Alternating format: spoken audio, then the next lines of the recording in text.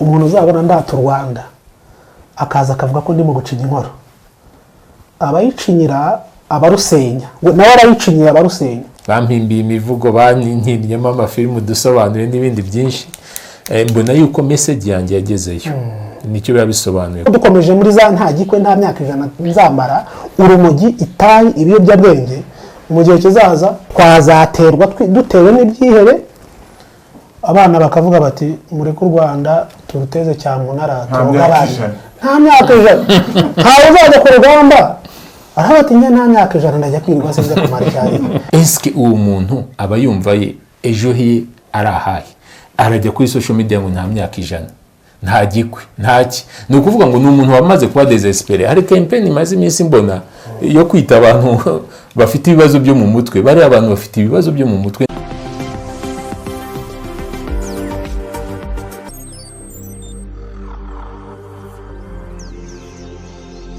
Ndabasuje mwese mukurikiye Ukwezi TV muri aka kanya, muri mu Rwanda mu bice by'igihugu bitandukanye cyangwa se mu rundi Rwanda, ubwo ndavuga abari muri diaspora mu bihugu bitandukanye, muri Amerika, muri Aziya, mu Burayi, Australia n'ahandi hirya no hino muri Afrika, mu bihugu duturanye. Uyu munsi abantu tugiye kuganira barimo Munyakazi Sadat, muramuzi, ni umu businessman, ni umu ushabitsi mu bintu bitandukanye. Hari abamuzi muri Bank Populaire naho yakozeyo, ariko abantu benshi cyane bamuzi mu ikipe ya Rayon Sport, ariko ntabwo umunsi tugiye mu bijyanye n'imikino.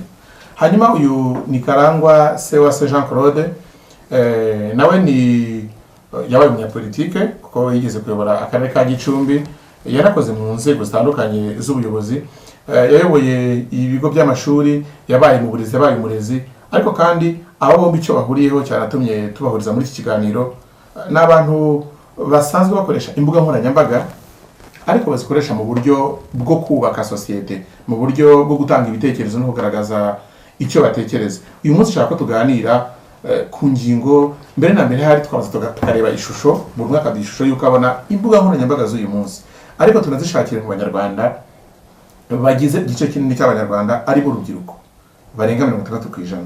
Urubyiruko ku mbuga nkoranyambaga mu Rwanda, jamara mwese mukoresha cyane Twitter, hari ama account afite amazina asekeje, ariko kari ibintu bitangazwa. Reka mbere kuri Sadat. Uraho? Muraho neza. Turabashuje cyane. Dishuje kandi tubonera akanya ko gusuhuza abakurikiye Ukwezi TV. Tubabwiye tuti mukomere kandi mukomeze mukurikire televiziyo nziza Ukwezi TV. Hanyuma kugira ngo tuze gutangira neza, reka mpere ku kintu muhuriyeho cy'ukumwe mwere ibitekerezo mu byamutanga. Jamara Sadat atanga ibitekerezo by'uko yumva ibintu, abana harano bamutuka kuri Twitter. Na Karangwa nabajye bitanga, haravuga uyi ari gucinya inkoro. Reka mwembi mutangire musobanura ese yo bagututse, iyo uvuze ibintu kutekereza ibintu, ukubona igihugu, ukubona ibikorerwa mu gihugu, abantu bakagira ibitutsi bagutuka, ubyakira gute? Wumva wafunga konti yawe bigenda gute? Ku giti cyanjye ko mbyakira, mbona yuko tugifite urugendo, kuko niba twirwa tuvuga ko duharanira kwishyira kwizana kwa muntu, mu kwishyira ukizana hazamo no gutanga ibitekerezo. Gutanga ibitekerezo rero ni ibintu biri garanti, haba ku rwego rwa constitution yacu, itegeko nshinga ryacu rirabyemera, haba ndetse no ku rwego mpuzamahanga, amasezerano mpuzamahanga u Rwanda rwagiye rushyiraho umukono arabyemera, yemera yuko umuntu ashobora gutanga ibitekerezo bye. Ngiye rero iyo umuntu antukiye igitekerezo natanze, binyereka yuko tugifite urwo rugendo rwo kuzumvisha Abanyarwanda ikiza cyo gutanga ibitekerezo. Ku ruhande rumwe by the way hari abavuga ati mu Rwanda nta burenganzira bw'abantu gutanga ibitekerezo byabo.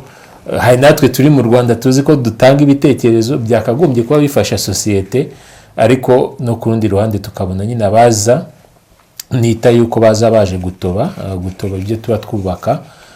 Tunayizera yuko abantu nk'abo ngabo ntibabura, ariko kandi ni inshingano zacu nk'Abanyarwanda yo kubigisha kurusha uko twabahunga. Nibyo kubivuze rwose, umuntu ashobora gutanga igitekerezo, nakagombye kwakira reaction, nawe umpa ikindi gitekerezo wenda gikontraduce cyanjye, ariko kwakira igitekerezo cyo kuntuka mba mbona umuntu yataye umwanya wanakurikirana ugasanga ni wa muntu n'ubundi wakagombye kuba arimo kwikorera n'urubyiruko, yakagombye kuba akoresha amahirwe dufite ya tekinoloji mu nzira nziza, aho kuyikoresha mu nzira nziza ahubwo akayikoresha atukana.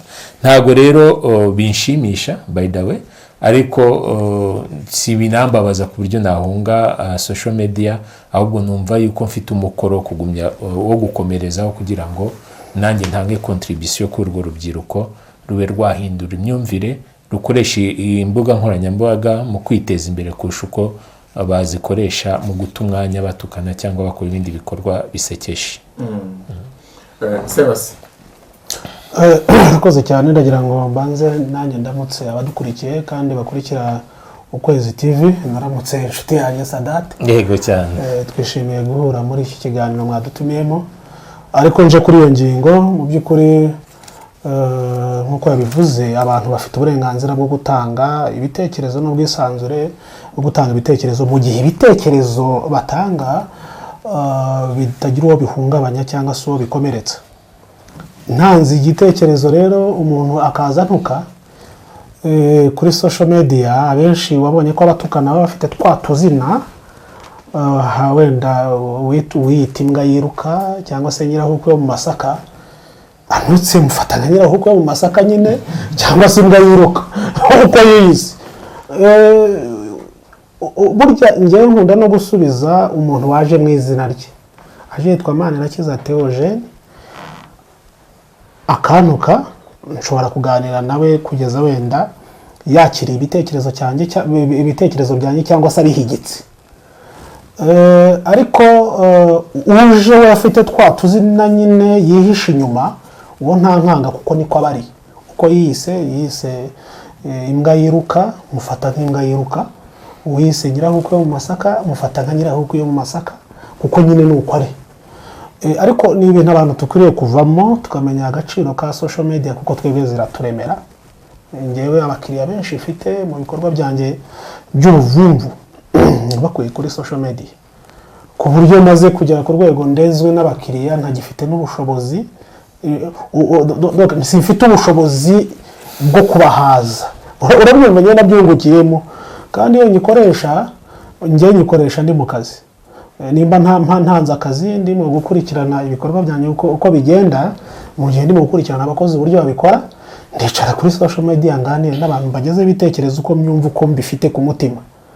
Ubwo rero ntutse ndimo ndinjiza ngewe social media yinjiriza, warihise nyirahukwe mu Masaka ntacyo bintwaye. Ushobora kuguma mu Masaka yawe kuko sinzagusangayo.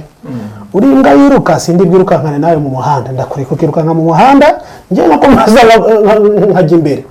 Ariko ni umwanya uko tukuriye kumenya ko social media ari platform nziza cyangwa se urwego rwiza abantu dukuriye guhuriramo tubyaza umusaruro, duhindura ubuzima bwacu tugamije iterambere. Waruvuze ku kintu bita amapseudo cyangwa se umuntu wiyita amazina Gapeti, Gakonje n'utundi tuntu byabona kuri Twitter cyane cyane niho muri iyi minsi byeze. Sadat, nshaka kukubaza, wowe wabaye muri community y'abantu benshi cyane, ntawashidikanya ko mu Rwanda ikipe ya Rayon Sport ifite abafana benshi. Sadat, abafana ba Rayon Sport baramuririmbye, ndavuga ibintu byabayeho nabonye, biza kugeraho uko ibintu byabaga bitameze neza bitewe na situation, ikindi bakamutuka. Nabonye kuri Twitter ari tweeting abantu bari kumusaba imbabazi. Naragututse, narakwandagaje ariko mbabarira, sinari nakamenya ukuri, none narakumenye mbabarira. Kubasha kumanaginga umubare w'abo bantu benshi kuri social media, kuko niba ari abafana benshi, abenshi bakoresha izo mbuga, kubimanaginga ubigenza gute Sadat? Kumanaginga rero abantu benshi nk'uko bivuze, cyane cyane bafite imyumvire itandukanye. Burya igisubizo kimwe gikomeye, we no kugira umurongo wawe ugenderaho. Iyo ufite umurongo ukavuga uti wenda ngewe Sadat mfite value runaka ngenderaho, mfite ama principe, mfite objectif icyo nshaka, mfite vision yuko nzakigeraho. Iyo umaze kujya muri uwo murongo birumvikana ushobora guhura n'aba contre bibyuriho, cya twajyaga tubyita ngo n'aba contre succès, ariko reka mbyite contre y'ibitekerezo ngewe ndimo. Wowe rero, wowe uba atake, wowe utukwa, wowe wakira benshi batumva wende ibyo urimo, icyangombwa cyawe ni ukuba warahisemo neza umurongo wawe, wa murongo wahisemo ukawukomerezaho. Abo bandi rero baza bagutuka, baza bakubwira gute, urabyumva, bigera muri famiye, bigera mu nshuti zawe, bigera mu business zawe, bigera mu ukora. Ariko burya ntabwo ikibazo kiba ari ba bandi bagutuka, ahubwo wowe ubaha ni iki, icyo uberera nk'imbuto ni iki. Icyo ni nacyo kiba kiremereye umuntu, kinamufasha kumanaginga ba bandi bose. Ariko noneho njyewe niyo untutse ku social media cyangwa ukandirimba, bampimbiye imivugo, bantinnyemo amafilmu dusobanuye n'ibindi byinshi, mbona yuko message yanjye yagezeyo. Nicyo biba bisobanuye, kuko message yanjye itagezeyo ntabwo yahimba uwo muvugo, ntiyagira reaction nk'izo zose zinyuranye. Icya kabiri, iyo message yanjye yakugezeho, reaction mpaye ituma ndushaho kwameliyora noneho n'ibyo ndimo gukora. Critique zawe ziramfasha ngewe kwameliyora, kuko hari icyo ushobora kumbwira kigatuma mbasha kumenya aho nkosora, cyangwa se aho nongera ingufu, cyangwa aho nzamura. Noneho byagira yuko hari abantu benshi batangiye kujya banyandikira bati rwose narakosheje, umbabarire, rwose byagenze gutya. Noneho ntangira kubona ko bwa butumwa bwanjye bwatangiye gutanga umusaruro. So icyo nabwira n'urubyiruko aka kanya nko kuri iyo point, cyangwa n'abandi badukurikiye, ni uko nyine iyo nzira urimo, nibwo wababara mu gihe runaka, nubwo wasigwa n'isi yose, wowe uri mu kuri kwawe, igihe kiragira reaction nziza zikagaruka, kuko ukuri urabizi guca mu ziko ariko ntigushobora gushya. Hanyuma Karangwa Sebastien Jean Claude, mu bintu murawe bakunda gusubiza, baravuga ngo uri gucinya inkoro. Iteka yo ukunda kuvutanga kuri tweet zawe ibintu bigaragaza u Rwanda muri uko rusa, ugashyira amafoto ya Kigali uko imeze, ibikorwa bya gukora by'ubuvumvu mu bintu navuze akora, yigisha muri kaminuza, ni umuvumvu, akora business mu bintu bitandukanye. Wakigira mu majyaruguru cyangwa mu burengerazuba, wafata ibyiza bitatse u Rwanda bashyira kuri Twitter, igisubizo kikaba uyu nguyu aje gucinya inkoro. Iyo bakubwiye gutyo, ntabwo bituma ushobora gucika intege uvuga uti ninjya kwivugira ibyo mbonye mu gice kiniki cy'u Rwanda, nkashima ibyiza byakozwe, baravuga yuko ndi gucinya inkoro? Abo bantu izi imbaraga zo gusubirayo. Ejo bundi nari Rubavu, ejo bundi ndasubirayo, kuko ni igice cy'u Rwanda cyiza umuntu aba arata, kandi iyo mbirase ni inshingano zanjye nk'umunyarwanda, nk'umwenegihugu, kuvuga umuryango wanjye, igihugu mvukamo uko giteye. Kuko niba nshyize kuri social media cyangwa se kuri Twitter, niyo nkunda gukoresha, ni nayo nkoresha cyane buriya, nkavuga nti nageze ahangaha sanga hari icyo leta yahakoze, hari amahirwe menshi yuko abantu bahashora imari. Uranda kubwira hari abantu bari muri diaspora, abantu bari mu mahanga benshi bifuza kumenya hari amahirwe, n'urugero ntanze kuko no mu Rwanda barahari, bifuza gushora ahantu imari yabo kugira ngo yunguke. Icyambere kugira ngo yunguke, ariko bungure n'abanyarwanda, bungure n'igihugu. Iyo rero wewe uvuka ukantukira yuko ngaragaje ibyiza by'igihugu, aho igihugu cyageze, ngufata kuri urwo rwego, umbwiye uti wenda wewe urinjije nirwe rwego rwawe, ubwo mpita ndeba urwego uriho hoyeho bw'ubujiji, ahubwo nkareba nanjye ibyo ndimo ndagaragaza, nkomeza umurongo wanjye. Nagira ngo umbwire abantu mu by'ukuri ntabwo ari ibintu nahagarika, kuko niko nteye, niko niyumvamo. Kurata ingobyi yaguhetse ntawe utarata umugongo wamuhetse, ntawe utarata mama we wamuhetse. Abenshi barabasingije, bavuga imivugo, bavuga ibisingizo, bavuga ababyeyi babo. Umubyeyi waguhetse mu mugongo nta kuntu utamurata. Niyo mpamvu rero no ku Rwanda yondo ugezeho ndarurata. Mfite na gahunda ngari yuko nzakomeza no kugira mu bindi bice by'u Rwanda, ntabwo ari ibice bimwe na bimwe gusa mwabonye wenda nagiye nshyiraho. Ndashaka no kugera ahandi kugira ngo ngaragaze ibyiza ibyo leta y'ubumwe bw'abanyarwanda yagejeje ku bene gihugu nyuma iyo kuva yo gusohoka muri jenoside yakorewe abatutsi. Uyu munsi tukaba turi igihugu gihamije igikundiro, gihamije ibigwi. Ibyo nzakomeza kubikora. Kurata rero ibyo ubwo buyobozi bwiza bwagezeho, Karangwa Sebastien mwene Karangwa, ibyo nzabikomeza ni hamwe kugeza nshize mu mwuka, kuko nzi igihugu cya mbere ya jenoside, nzi n'igihugu cy'uyu munsi twagejejweho n'ubuyobozi bwiza dufite uyu munsi. Theo, njya numva abantu inshuro nyinshi bavuga ngo mu turere harimo ibibazo ibiki n'ibiki imiyobore yo mu nzego z'ibanze, ariko ntibajya banatekereza ngo bamenye imbaraga nyinshi izi nzego z'ibanze zakoresheje kugira ngo uru Rwanda rusa gutya rube rufite aho rugeze. Mu turere hariyo ibikorwa byinshi byiza cyane. Nawe ugiye iwanyu wenda aho uvuka, buriya twese tugira iwacu aho tuvuka mu cyaro. Kigali ndagira ngo nkubwire wenda ntabwo ari ubushakashatsi nakoze, ariko hejuru ya 50% bishobora no kurenga. Abenshi turabavantara, turi abantu bavuye mu ntara tukaza tukayituramo. Iyo ugeze iwanyu ugasanga hari umuhanda utaruzi, ugasanga washyizweho, ugasanga umukecuru wahasize aracyahari, yatsindagijwe na leta, yamushyize muri gahunda y'ubudehe, urumva agenerwa ya nkunga y'ubunganira kugira ngo basaze neza, ugasanga umukecuru araririmba leta.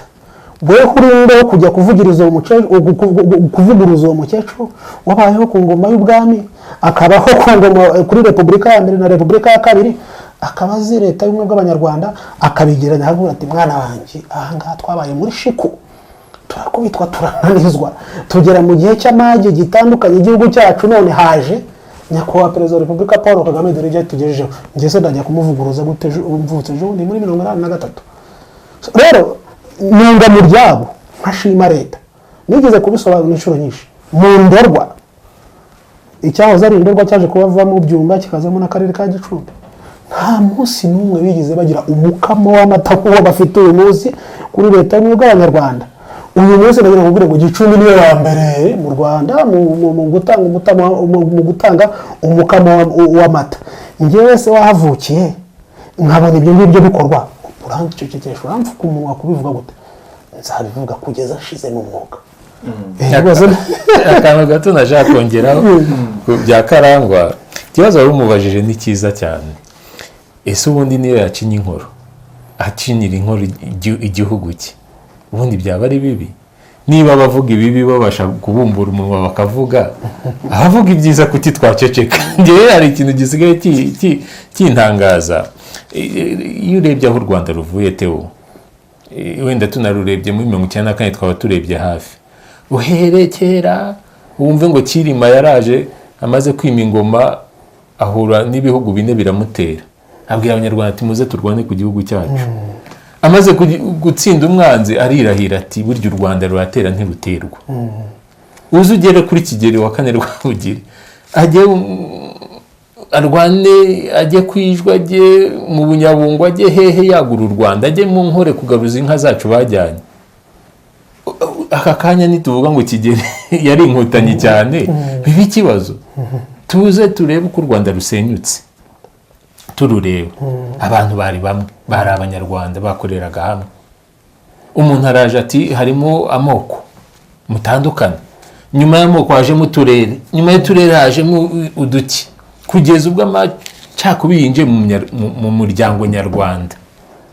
Byavuye ku rwego rw'igihugu bijya mu muryango nyarwanda, biba ADN y'umunyarwanda. Kugera aho umwana yihakana nyina, umubyeyi avuga ngo reka, umugabo avuga ngo reka nica umugore ngo kuko ko bahuje ubwoko barashakanye barabyaranye. Ubwo urumva abantu biba bigeze.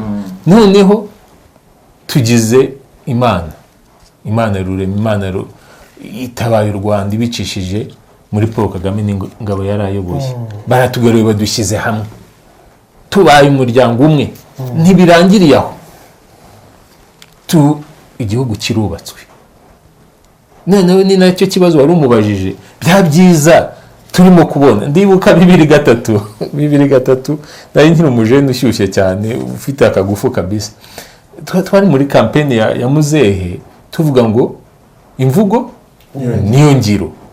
2010 tuvuga ngo ingiro yabaye imvugo, kuko ibikorwa bya birimo kwivugira. Aka kanya nitubirata iwacu mu mayaga Intongwe, ntitwagiraga na genereta yo gucanira inzu. Hari amazi, hari umuriro, hari imihanda, hari ibitaro, hari inganda. Ningenda nkabifotora nkabyereka isi yose, umuntu aze ngo urimo gucinya inkoro. Niba babibavuga ibibi, kuki twebwe tuvuga ukuri? Twagira isoni zo kuvuga ibyiza tubona. so abo rero bavuga ngo abantu bacinyi ni abaduca intege ariko ntabwo bizakunda kuko aka kanya opportunity dufite ikomeye ni ubuyobozi bwiza butanga n'ibyo tuvuga rero neza budahari ngo buduwe n'ibyo twamamaza nk'uko Karangwa yarabivuze twanavuga rero kugira ngo tuzaceceke ibikorwa bicecetse cyangwa bigaragara kandi ntibizahagarara so abo rero babivuga gutyo baba guca intege ngo barebe kuzaceceka ariko no ntibishoboka use mwakagira imana mwe utavuze ko u Rwanda rwuzuye kaburimbo utavuze yuko amazi yuzuye ahantu hose utavuze yuko ikoranabuhanga ryageze ahantu hose mu Rwanda utavuze imibereho myiza yarabivuze ati umukecuru bamusindagiza bakamuha izabukuru ibyo ntitwabyumvaga i Burayi yuko abageze mu zabukuru leta ibitaho ibyo ntitwabyumvaga i Burayi yuko umuntu ashobora kwivuza ahantu hose education pour tous ntitwayumvaga mu matwi todo y'abantu bigaga mu Rwanda ntitwari tuyizi aka kandi mvuga yuko abantu ngo ariko ngo byateye bucucike mu mashuri ariko icyo ni ikindi kibazo tubonye ubwo noneho tubonye ko hagomba kubakwa ibindi byumba by'amashuri iyo niyo competition dukeneye ku buyobozi nacyo turatira ubuyobozi dufite aka kanya urakoze urumva ntarava kuri iyo ngingo ureke kuguca mu ijambo reka nkubwire ejo njye nari Igicumbi aho mvuka nasuye umuhanda leta y'u Rwanda irimo kubaka uvuye Nyagatare kuzagenda ukagera kuri base ubwo u Rwanda rukaba ruhuje leta y'u Rwanda ikabihuje intara y'Iburasirazuba iy'Amajyaruguru n'iy'Iburengerazuba uwo muhanda narawiboneye kuko narafotoye nayo ushyize kuri Twitter hari ahantu uze kuhasubiramo harebe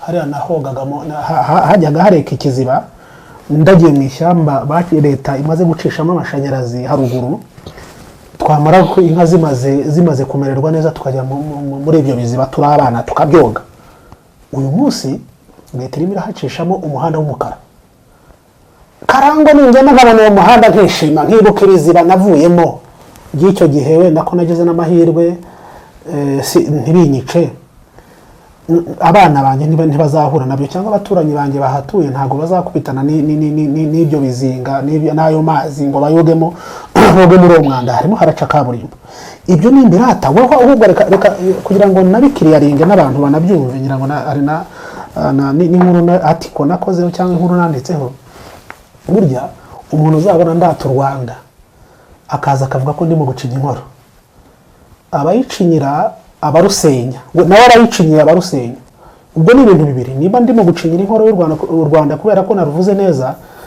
kubera ko rurimo kwiyubaka kubera ko rurimo kubakwa ubwo nawe abayicinyira abarusenya ni ikintu abantu tugomba kumva kandi nanjye niko mbabona hari ibyo Sadat yavuze by'uko mu bintu byashyizwe imbere mu Rwanda hari ikoranabuhanga ibihugu byinshi nabashije kujya mu byo muri Afurika no kugenda ukabona bafite internet nk'iyo dufite hari igihe uzavuga ngo internet ya MTN ya Airtel iragenda nabi ngo 4G ya Mango iragenda nabi wakujyana mu Burundi urumva ari perezida w'igihugu byaraye ngombwa ko ajya gukorera inama mu Bwongereza mu Buraya kubera ko mu gihugu cye yabashije kubura ka wifi nicyo kintu yongera kicokingamo ariko ntabwo babasha kumva uburemere bwayo perezida w'igihugu cya Afurika yagiye kwitabira inama ikoreshejwe ikoranabuhanga nkuko tujya kuri Zoom cyangwa se anima platforms hanyuma asanga ntago internet mu gihugu cye yamukundira atega indege ajya i Burayi kugira ngo akurikire inama online ari i Burayi aho yizeye network so ni ikintu gikomeye cyane cyatuma twumva itandukaniro yego ariko se iyi internet ibyo bikorwa remezo by'ikoranabuhanga dufite mu Rwanda yego bibaza iki bimariye iki urubyiruko rubikoresha iki iyi mbibabaje nshingiye ku kuba iyo ubonye urubyiruko bimwe twatangiriyeho usanga hari urubyiruko rwinshi rukoresha ya account ya mugani wawe ngo nimbwa yiruka ruri gutuka Karangwa ku byo yavuze mu gihe tujya tubona abandi bafite ama account ya YouTube ya Facebook ya Instagram bakoresha mu bikorwa bifite ikintu bibinjiriza bifite ikintu bizamura ku gihugu uru rubyiruko n'iri koranabuhanga hari ibyo wigeze kuvuga by'ibikorwa byegerejwe abaturage hari gahunda ya VUP VUP ni gahunda ya leta ifashisha abaturage mu mirimo nk'umuhanda utameze neza muri quartier, umurenge ucishije mu mafaranga yagenwe na leta ya VUP ukayaha abaturage bajya gusukura wa muhanda hanyuma bakabana ya mafaranga ya VUP. Ariko hari igihe wa muntu uri kuwukoramo aba ari umukecuru imyaka 55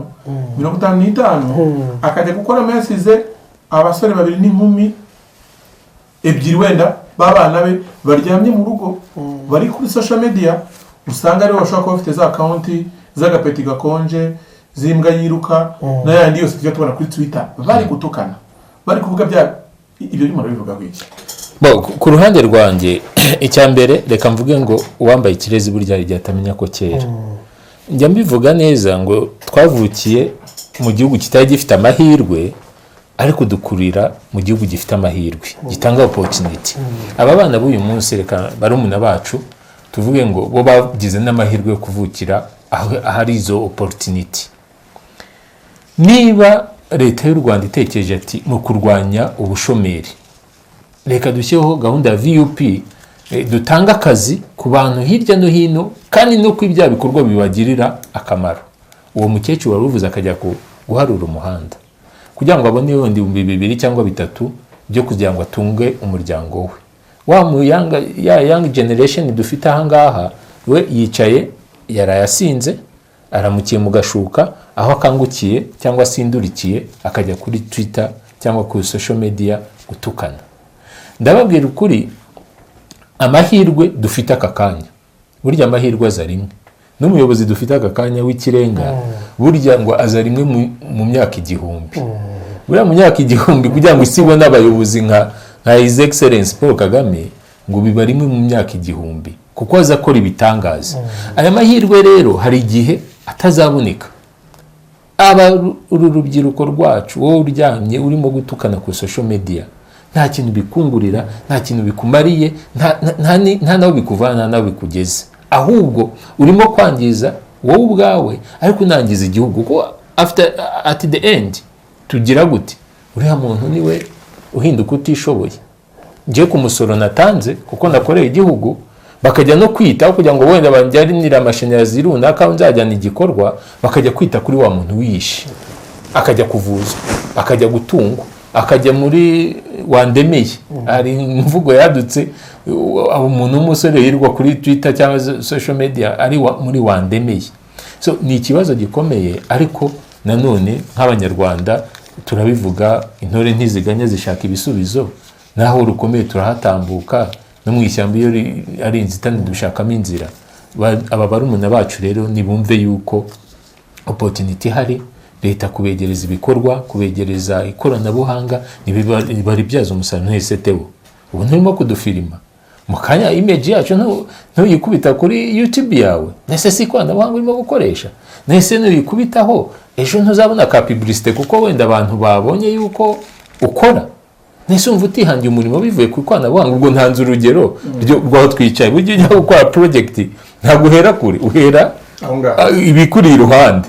Rero urubyiruko aho kugira ngo ajye mu social media yirwa tukana kudufaranga yandi umukecuru yanagiye kuruhira we yasigaye yaryamye ya mafaranga yaje amuhamo 500 agure bando zo kwirwa zo gusubira kuri Twitter kwirwa tukana. Nibaca ubwenge nibarebe kure. Ntabwo igihugu cy'u Rwanda cyabonetse kubera amahirwe. Abasogokuru b'intwari bitanze batizigama bahanga iki gihugu kivamo ubukombe. Bakuru bacu abamubona mu buyobozi bitanze batizigama kugira ngo iki gihugu kigere ku byiza kigezeho. Batwebwe nitwebwe kubifata mu ntoki kugira ngo tubirinde. Twajya tuvuga ngo tuzarinda igihugu cyacu, tuzarinda abayobozi bacu. Ariko aka kanya urubyiruko nirwumve ko ruzanarinda ibyiza byagezweho. Mu kubirinda rero nta kindi bazakora, no kwihangira umurimo, no gukoresha ubwenge, no kuzamuka. Ntabwo turi kuvuga reka dusubire hasi. Abavukiye mu mujyi wenda batarizi baranyihanganira. Ndahera kuri Sadat yavukiye mu Mayaga Intongwe, ndetse na Sebaso yavukiye mu majyaruguru mu cyahoze ari Byumba mu karere ka Gicumbi. Mwembi ndahamya ntawe utazi inshinga bita kwiharika. Abana benshi bavukira mu cyaro, ababyeyi baba ari abahinzi, usanga abahinzi borozi usanga ise na nyina boroye inka ariko ugasanga yoroye udukwavu n'udukoko ari umwana. Ugasanga yaragiye arababwira ati rero mume hariya kaga pariseri gatoya nihingiremo ibishyimbo nihingiremo ibirayi bakiri abana. Ariko ugasanga umwana ku myaka 12-13 ashobora kwigurira akantu, kwigurira umwenda muri twa tuntu yafatanyije n'ababyeyi be kugira ngo atwikorere ariko afashijwe n'ababyeyi be. None dufite urubyiruko ubu ngubu bw'imyaka 20 na 30 gahunda ngo ni nta gikwi nta myaka ijana. Yego, mubona urubyiruko kuko mwebwe muri batoya mu myaka ariko nanone muri bakuru kuko icyo kigero cyabo ngabo mwarakirenze. Imyumvire y'urubyiruko, opportunity bazanye, njya mbona mu bitangazamakuru umuntu babwiye ngo ngiye nahereye ku gucuruza ikarito none mfite amagazine, hahita haza critique no kubikinamo kurenza kumenya ngo ese wabigenje ute. Nkeka yuko iki kibazo mbajije kiroroshye cyane nk'uko bivuze kwiharika na Karangwa nzi ko yiharitse. Wabaga wanyu bafite inka bakakoroza iryo tungo ry'inka cyangwa bakaguha iyo hene niyo rwa rukwavu, ku buryo hari n'ikintu cyabaga wasangaga wagurishije nk'ikintu bakabyenga bakakubwira ngo bakubikiye amafaranga ndetse ukajya unayabara ateze ko mumaze kumbikira aya ngaya. Icyo gihe ufite imyaka 10, ufite 11, ku murima w'ibishyimbo nawe ukiharika ukagira akawe gatoya wagiye ukanihingira uvuye ku ishuri ugateramo udushyimbo ejo havamo ibiro 5 ukababwira uti mubigurisha ariko mumbikire. Aka kanya kubira biteye isoni kubona hari umuntu w'umusore, umwana w'umusore, umwana w'inkumi ushobora kuba arimo no gusaba inote y'igihumbi. Icyo gihumbi akaba nta kindi agiye kugikoresha, agiye kukinywamo inzoga nimugoroba. Byibana kikwatse sako mutavuga n'ibiyobyabwenge, urumogi ni ikibazo gikomeye hano. Urakoze kunyunganira. Ugasanga yatse icyo gihumbi wa mugana agiye gushakamo urwo rumogi n'ibindi biyobyabwenge binyuranye. Eske uwo muntu aba yumva ye ejo he arahaye arajya kuri social media ngo nta myaka 100 nta gikwe ntaki? Ni ukuvuga ngo ni umuntu wamaze kuba desespere. Hari campaign imaze iminsi mbona yo kwita abantu bafite ibibazo byo mu mutwe, bari abantu bafite ibibazo byo mu mutwe, ndetse shimya na leta yuko yagitekerejeho ikatekereza yuko mu minsi iri imbere iki kibazo gikomeye. So niba umuntu amaze kuvuga yuko nta myaka 100 niba negimba ajya kugisinda ajya kukinywamo ikiyobyabwenge, amenye yuko arimo kwica ubuzima bwe ariko ayice n'ubuzima bw'igihugu. By the way, niba dufite budget y'igihugu nayo itarihaza, twakagombye gushyira budget yacu mu bikorwa remezo muri development y'igihugu, tukayishyira mu bintu bya urgence zo byo kwita ku muntu wishe tumureba arimo kwica ubwe ariko bikajya n'ingaruka ku gihugu. Warumbaje uti inama namuhani yihe naturebereho twe twese. Ndakubwiza ukuri nta kintu nari mfite, natangire kuri 0, ariko ndavuga ngo objectif yanjye ni iyi kandi koko ndanayifite. Ubu gahunda yanjye inshallah Nyagasana mfashije akantiza ubuzima, mba mfite etape buri yose y'ubuzima bwanjye narayiplanifie, nayipangiye, ndavuga ngo nzakora iki. Ndashimira n'Imana ko ibyo nagiye mpanga ngenda mbibona, ariko nta kindi kibitera gushaka no gushobora. Waba utashatse se, waba utatekereje, waba utashatse izo opportunity no kwiha gahunda na objectif ukazagera kuri ibyo. Urubyiruko rwacu rero niba ari umuntu bacu n'indimi bavuga turazumva, kugira ngo rwose babyumve ko turi hafi yabo, ariko nibumve yuko ubuzima bw'umuntu niwe bwe. Hari umusaza yagize kumbwira cyane ati burya ngo ari itungo ritagira umushumba. Umuntu agomba kwimenya ukamenya ko ubuzima bwawe nta muntu uzawucungira. Nuriya mubyeyi wawe guha akantu n'umusa kandi ejo bundi hari igihe azaba adahari, ukamenya yuko ugomba kugenga ubuzima bwawe, ukagenga ubuzima bw'abazagukomokaho, buryo urimo no kubaka igihugu cyawe d'une façon ou d'une autre. So nasaba barumuna banjye, bashiki banjye, yuko bakumva yuko ari ngombwa cyane kwita kubibateza imbere, kuko ejo n'ejo bundi hari igihe atazabona opportunity yabo yasaba buri wese yarabaye nyamwigendaho. Karangwa, urabanza udusobanurire. Kera hari inyito yavugaga ngo urukwavu rukuze rwonka abana. Iriya nyito iracyakunda babona mu Rwanda urukwavu rukuze rugishobora konka abana cyangwa ahubwo bararubamba? Hanyuma wewe ikigo cy'amashuri wabaye mu burezi, ukabona tubwire ese uburezi n'uburere aba bana bafite kuko urubyiruko turi kuvuga ruvuga ngo rukora biriya byose rubona rwa rundi rukubita abarimu rurimo rwa rundi n'ibyo biyobyabwenge ingaruka zabyo n'iyo myitwarire hanze aha ngaha biragoye ko umuntu ukubita umwarimu wamushakiraho kuzihangira umurimo. Urakoze cyane. Ndagira ngo tuvome no mu mateka y'abakurambere bacu kuko buriya niyo yaturemye kugeza n'uyu munsi aho tugeze n'aho igihugu kigeze. Buriya iki gihugu ku ngoma ya Cyamatare, Ndahiro Cyamatare, igihugu cy'u Rwanda cyanyazwe ingoma Rwoga iratwarwa. Ingoma ni ukuvuga ni nk'ikirango nk'uko twavuga ibendera ry'igihugu cyangwa se n'ibindi birango by'igihugu. Ubikunyaze abakweretse ko ntacyo umaze, abakweretse kuri ikimara. U Rwanda icyo gihe ababisha barumaranye, Abanyoro n'abandi n'Abanyabungo barumaranye imyaka 11 kubera ubutesi bwari buriho icyo gihe nk'uburiho muri iki gihe, kubera ko u Rwanda rwigeze kubaho ruraguka, Abanyarwanda bagira ubutunzi, bagira n'ibyo barya, bagira n'ibyo basagura, abantu baragenda bajya mu miteto n'ubunebwe kugeza aho umwanzi aje. U Rwanda rubura icyo gihe muri iyo myaka ni nko mu 1700 ahari, u Rwanda rubura umurengezi. U Rwanda rwamaranywe imyaka 11 nta buyobozi rugira, rufitwe n'abanyamahanga.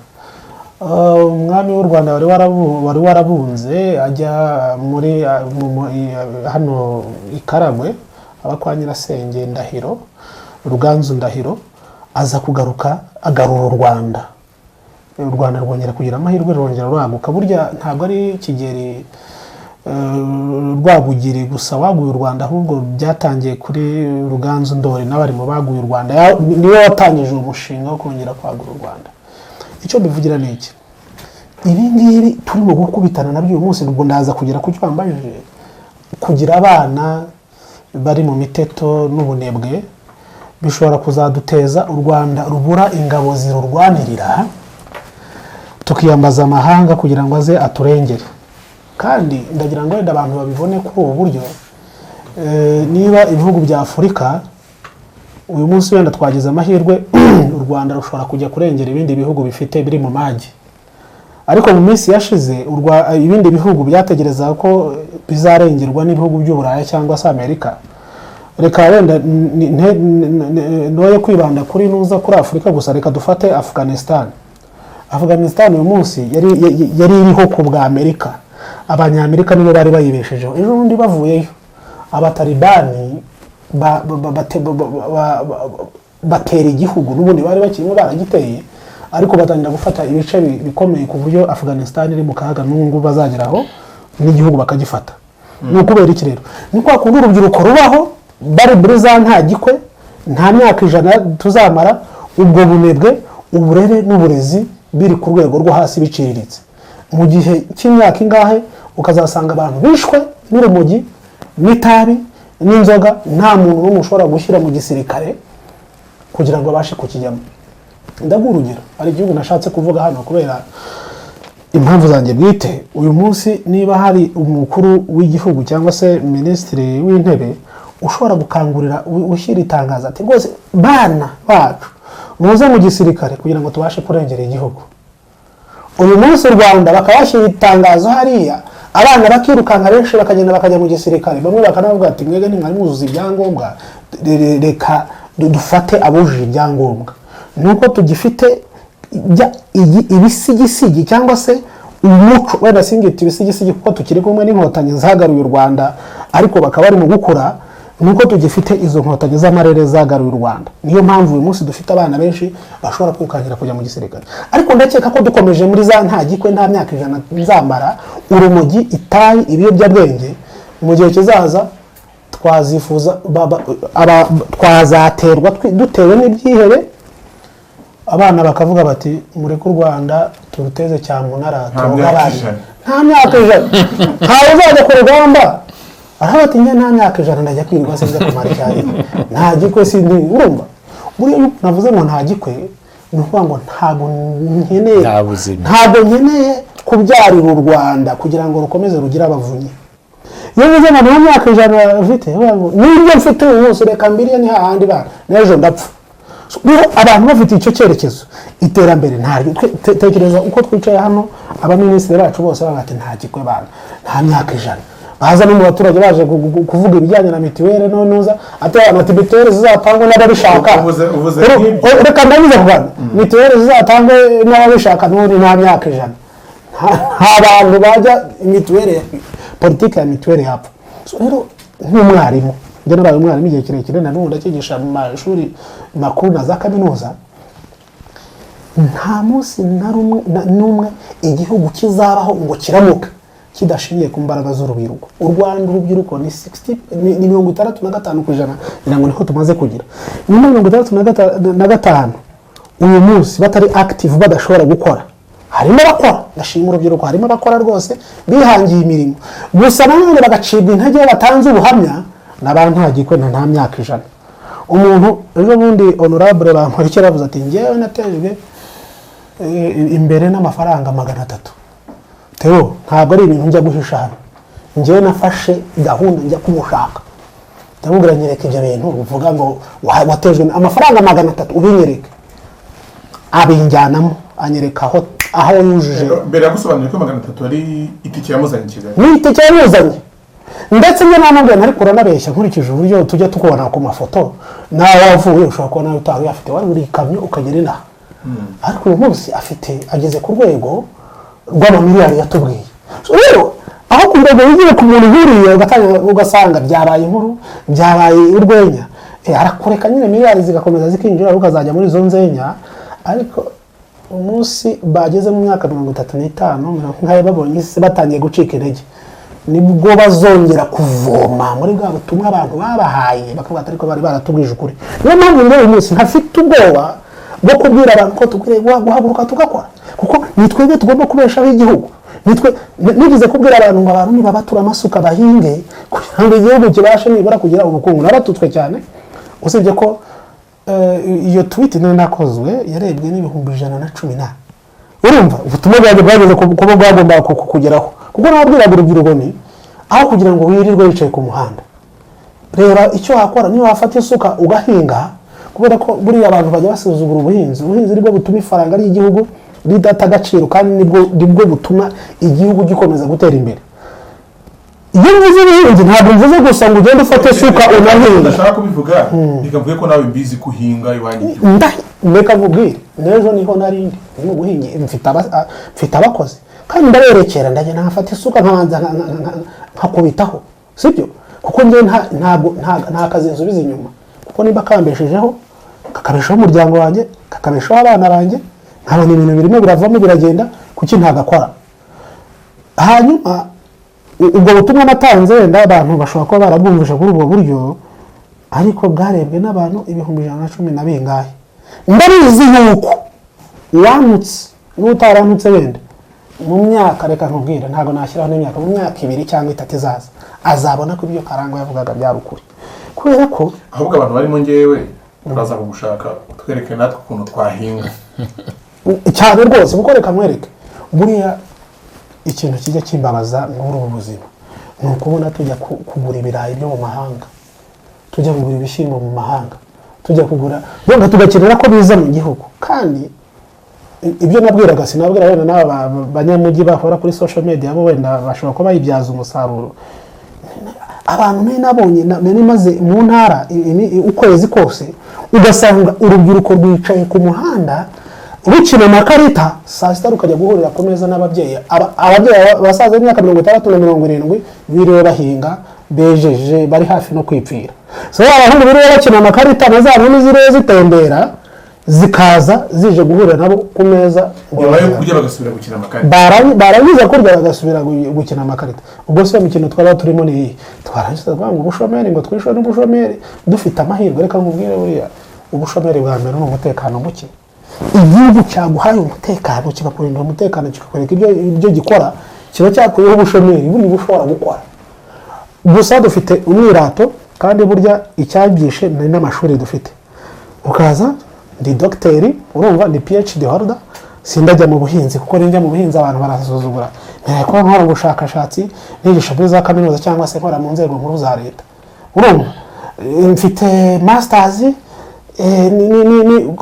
mbonye moto mfite amafaranga yo kugura moto ninyatsa nkayitwara mfite masters abantu baranseka nyamara umumotari arakora akabika 5 ibindi 5 wenda bikamutunga uwo munsi rero imirimo irahari abantu tugiye guhaguruka tukayikora kuko umuntu ntuzagushaka niyo uzagushaka rwose numva ubwo ari ubutumwa abantu siturajya rero igihe cyo gutanga ubutumwa ariko n'abantu babyumvireho kuko icyo nicyo kizatuma twiyambura ubukene. Reka nkubwire muri 2011 nari ndi Beijing mu Bushinwa nganira n'abantu bari ku rwego bafite za PhD za engineers arambwira ati njyewe nasubiye kwiga nk'aya mashuri mu Rwanda dufite yitwa TVET nasubiye mu ishuri kugira ngo menye buno bukorikori menye no kudoda inkweto menye no guteka menye no kugira gute icyo cya PhD nkikuraho nza kwiga utuntu tw'ubukorikori kugira ngo tubashe donc kubona amafaranga buri munsi.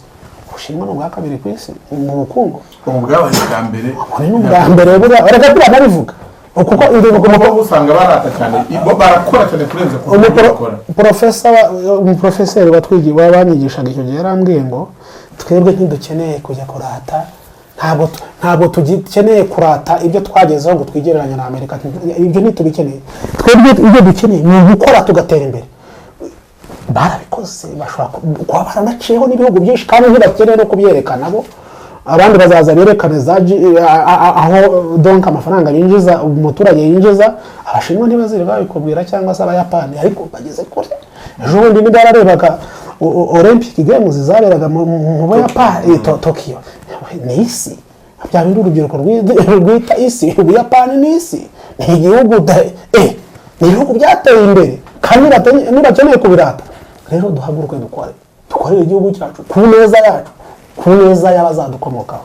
Sadate wayoboye Rayon Sport unakunda imikino hari urubyiruko rundi ruba mu wenda uretse ubu turi mu bihe bya COVID-19 ariko dusanga rwibere muri ambiance ya Manchester United ya Rayon Sport ya Chris Brown ya Bruce Melody abo bose bari kuvugana abantu bagaragaza ibikorwa bakora byinjiriza ugasanga yatwawe na Manchester United yatwawe na Rayon Sport ku buryo dushobora kugira ikintu yikorera abo bavuga wiki icyo mbavugaho ni ikintu cyoroshye kwirwa uvuga ngo twaguze wenda Messi twaguze uravuga wowe nandi wenda umwarabu yaguze Messi niba ubimbwira gutyo ndabyumva kuko Messi yagiye mu PSG ariko wowe rubyiruko rw'i Kigali ururirwa mani twaraye muri ibi PSG twakoze ibi iki bikumariye iki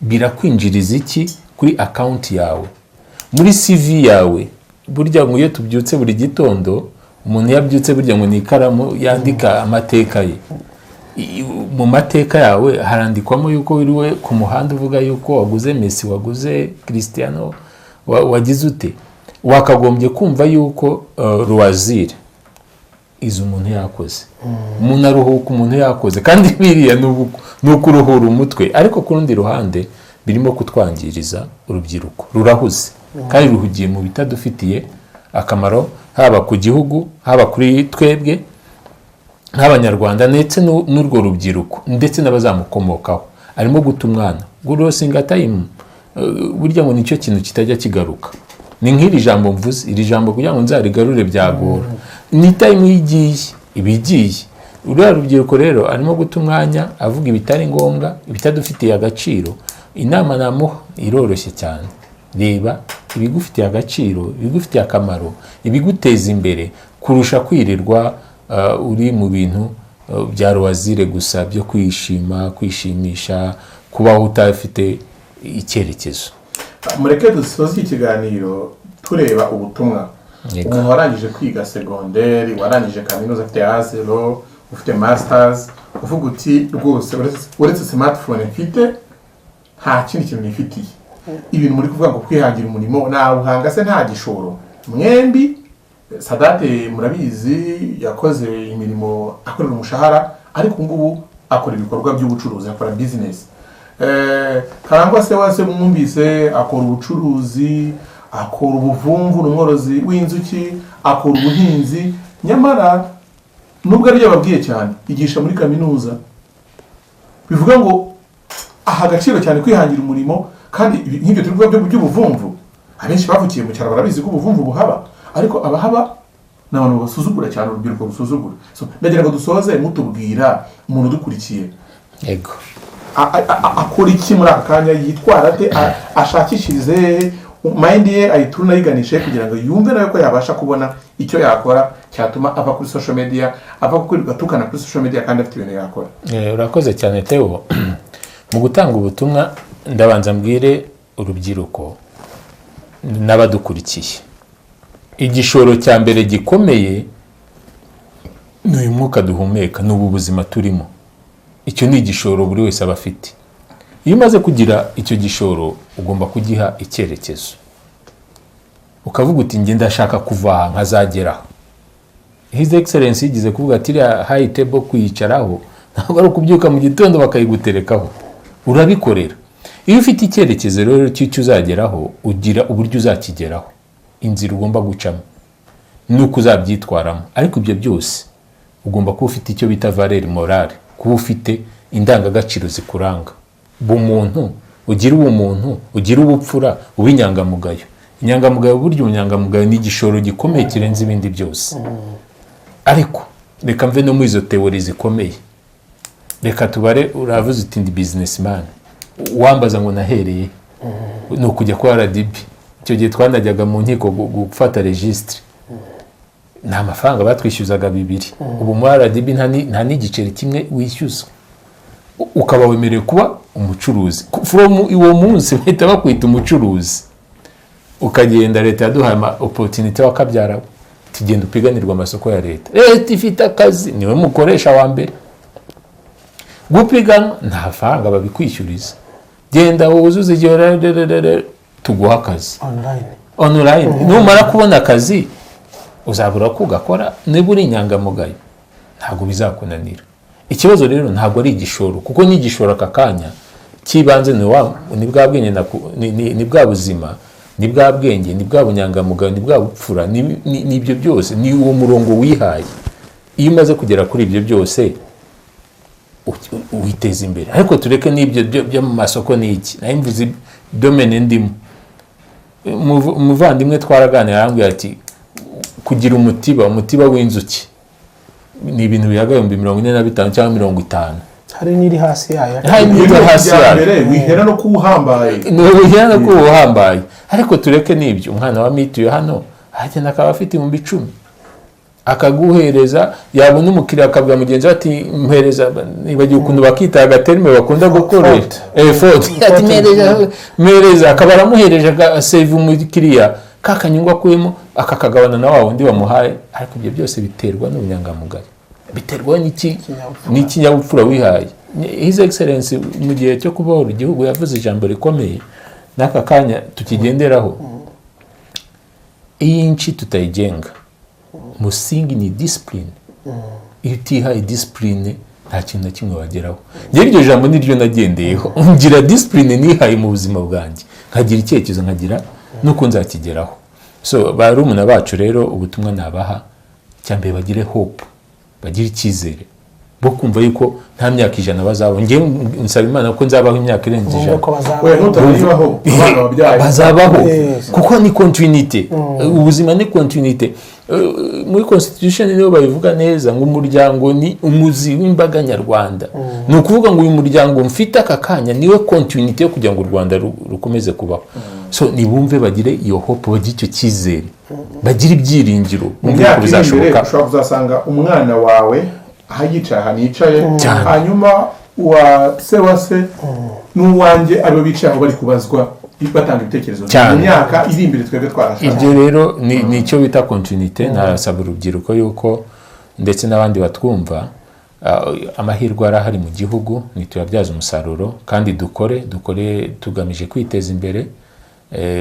Tuve ku muco mubi utangiye kwaduka cyane wa ndemera. Hari ibihugu biba bifite identité ya gutyo, bahora ari nja papa nja mama nja ikintu cyose umubajije ngo inzara uwo muco mu banyarwanda ntabwo waturangaga, ahubwo twumve yuko gukora, gukunda umurimo, gukunda igihugu, gukunda abagituye aricyo kizatugeza ku iterambere rirambye. Murakoze. se basa nawe baduha ubutumwa busoza. Uyoboye iki gihugu nyakubahwa perezida wa Repubulika Paul Kagame yavutse mu mwaka w'1957, agize imyaka 2 muri 1959. Umuryango we mu cyiswe impinduramatwara cyangwa se revolution muri 1959 birukanwa mu gihugu, bacirwa ishyanga, akurira mu nkambi y'impunzi. Uyu munsi ni umukuru w'igihugu. Aho yari ari kwiga muri Amerika, abonye urugamba rwo kubohora igihugu, ntabwo yavuze ngo reka nkomeze nifubika aya mashuka meza nuko yabagaho mu gitondo afata ka breakfast keza. Yaravuze ngo reka nsanga abandi ku rugamba. Abakuru bacu batubwira ko ahantu hambere yabanje kuba, niba ntanyuranyije nabo, buriya yabaye no mu birunga, muri buriya bukonje bwo mu birunga, ahantu hagoye. Niyo tugiye twagiye muri hiking twinezeza, turakubitwa kavayo wagagaye, ariko yabayeyo. Ariko icyo nzi neza nuko yabaye ku murindi hejuru y'imyaka 2 cyangwa 3. Intego ye ari ukubohora igihugu kugira ngo kigere uyu munsi. Ni ishuri rero nyakubahwa perezida wa Repubulika, ni ishuri niyo amwigiraho ikinyabupfura afite, n'uburyo yagiye atoza abanyarwanda, n'uburyo atoza abayobozi bakorana uyu munsi kwicisha bugufi no kubaha abo bayobora.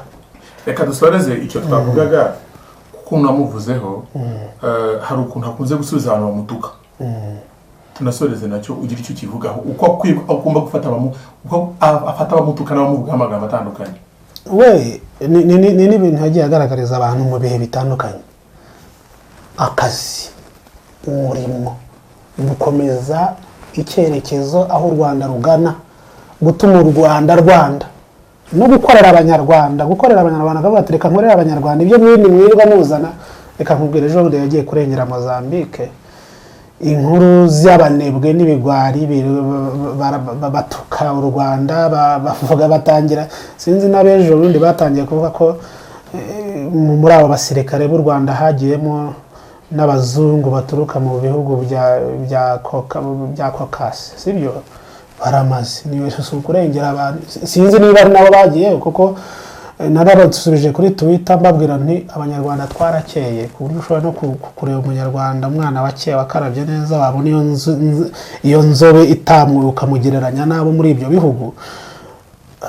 Kuko nyuma y'imyaka 27 twarakarabijwe, turongera tugira agasura, twari imihirimbire, tuva mu buhirimbire tugaragaza agasura. Rero icyambere ni ugukora no kuguma mu ngamba, ukaguma mu birindiro, ugakomeza ugakora ibyo wifuza gukora ku nyungu z'abanyarwanda no ku nyungu z'umuryango. Akandi nakongeraho gatoya kuri icyo kibazo warubajije. Burya umuntu agutuka wowe uragenda ugakora. Iyo umaze kugera we ku iterambere wifuza, wa wundi wagutuka agagaruka gupfukamiye. So urumva rero message yoroshye, nibajye gutukana twe dukore, ibikorwa byacu bizatuvugira. Aka kamessage nigize no kugaha abantu turi Burundi tukibasha kujyayo, twicaye ahantu turimo kunywa agafanta, umurundi mwati atabanyarwanda ntimuvuga. Yamubwira nti nibyo, abanyarwanda ntituvuga turakora, ibikorwa byacu bikatuvugira. So nawe badutuka, batuka u Rwanda, batuka umukuru w'igihugu, bumve yuko ibikorwa bizabasubiza. Twebwe reka tubikore, ahubwo tubereke ibitutsi ni cyerekana ni ikimenyetso cy'uko watsinzwe. Utangiye gutukana ni ikimenyetso kigaragaza yuko watsinzwe. Bavuze ko gutukana ari ukuri ibitekerezo. Kandi ngo c'est une arme de ceux qui n'ont pas raison. Ni intwaro y'abadafite ukuri. Hanyuma reka nshimire cyane Sadate Munyakazi, nshimire kandi Karangwa Jean Claude Sebase, nshimire kandi buri wese wafashe umwanya gakurikira ikiganiro, kandi nshimire n'uzafata umwanya akaduha igitekerezo kirushaho kubaka ibingibi tukubaka. Reka mwese mbashimire kandi bifurize ibihe byiza. Murakoze. Murakoze Rwanda.